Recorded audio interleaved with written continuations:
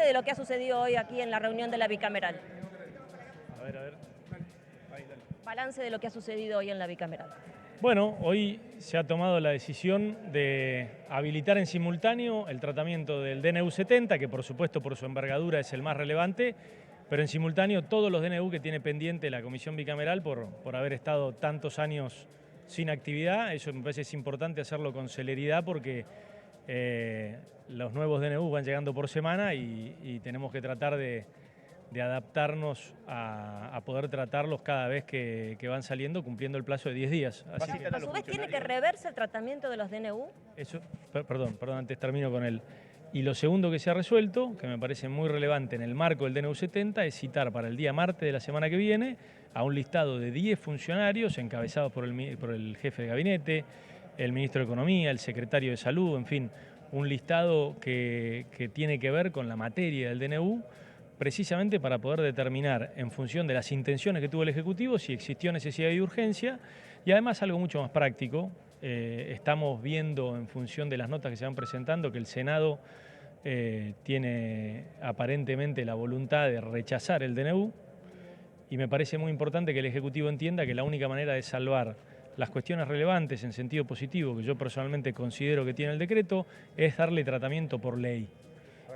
Y entonces no es fragmentarlo, es tratarlo por ley. 4 días después de su presentación, el decreto tuvo, tanto en Senado como diputados, presentaciones de lo que en ese momento se llamó ley espejo, que es básicamente presentar en formato de ley todo el contenido tal cual lo ingresó el Ejecutivo, previendo que esto iba a pasar, previendo que el corazón del decreto, que es la reforma laboral, está judicializada.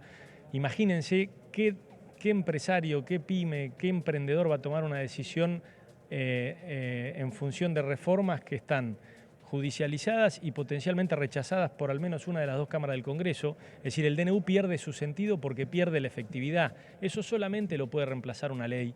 De manera que, así como dijimos recién en la comisión, nos parece oportuno que, como no están las comisiones permanentes constituidas ni en diputados ni en senadores, y no tenemos ningún otro ámbito que no sea esta bicameral, para empezar a discutir en términos informativos el contenido del DNU, ya sea que se trate el DNU en sí mismo o en un proyecto de ley, en definitiva tenemos que abocarnos al fondo, hay que dejar de discutir formalidades, procedimientos y abocarse al fondo, que es lo que realmente impacta, en mi forma de ver, en muchos casos positivamente y en algunos casos negativamente, en la vida diaria de todos los argentinos. ¿Usted cree que van a venir los funcionarios, tanto el ministro de Economía como el jefe de gabinete, y además se manifestaba que los tiempos ya están vencidos? Los tiempos ya están vencidos, efectivamente, y por eso el cuerpo, tanto de Senado como de diputados, está calificado, está preparado para poder tratarlo. Y creo que es lo que va a ocurrir. Digamos, perdón.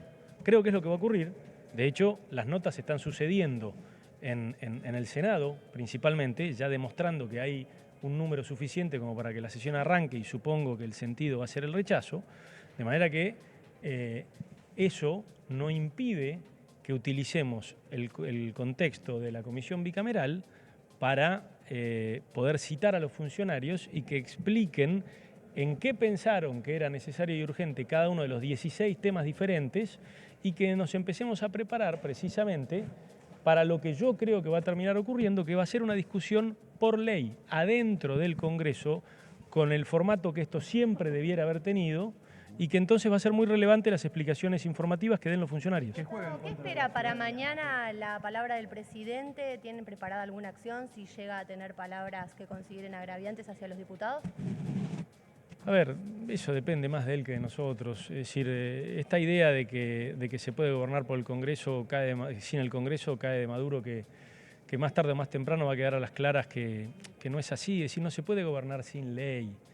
Y en todo caso sí se puede, pero con baja efectividad. Si el presidente Milei es presidente en un contexto en donde está clarísimo que la Argentina necesita reformas profundas, pero las reformas no solamente deben ser enunciadas o sancionadas de alguna manera, deben ser sancionadas de una manera tal que tengan una contundencia que haga ver que esta vez la Argentina se está tomando las cosas en serio, porque si no es el cuento de Pedrito y el Lobo, es siempre lo mismo con la Argentina.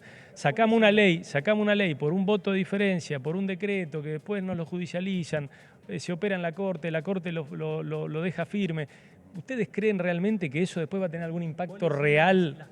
No va a tener ningún impacto real, de manera que todo va a tener que terminar dentro del Congreso. Y lo que el presidente tiene que anoticiarse, si realmente le interesa, porque esta es la verdadera pregunta, tal vez a él le sigue interesando extender este clima de campaña permanente en donde nada se resuelve,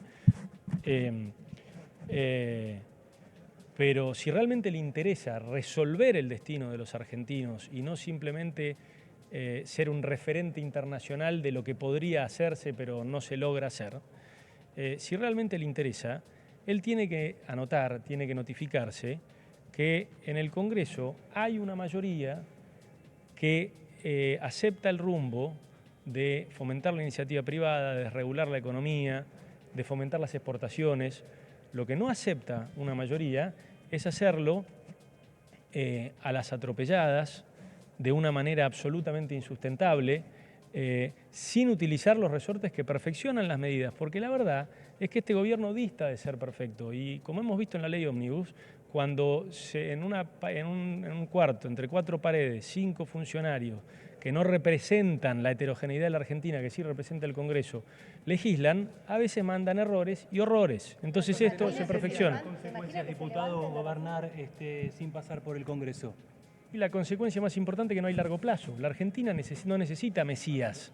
La Argentina necesita establecer un largo plazo creíble, delimitar la línea de cal sobre la cual el juego democrático y el juego político se va a desarrollar las próximas décadas, no los próximos gobiernos, las próximas décadas, para que florezca la inversión y el empleo. Es decir, el término de las inversiones, es decir, cuando los empresarios arriesgan su capital, aunque sea el ferretero de barrio, arriesga su capital para emprender una actividad por la que busca, lógicamente, un sustento que está basado en ganar dinero, lo cual está muy bien, y que eso, en consecuencia, genera empleo, genera trabajo.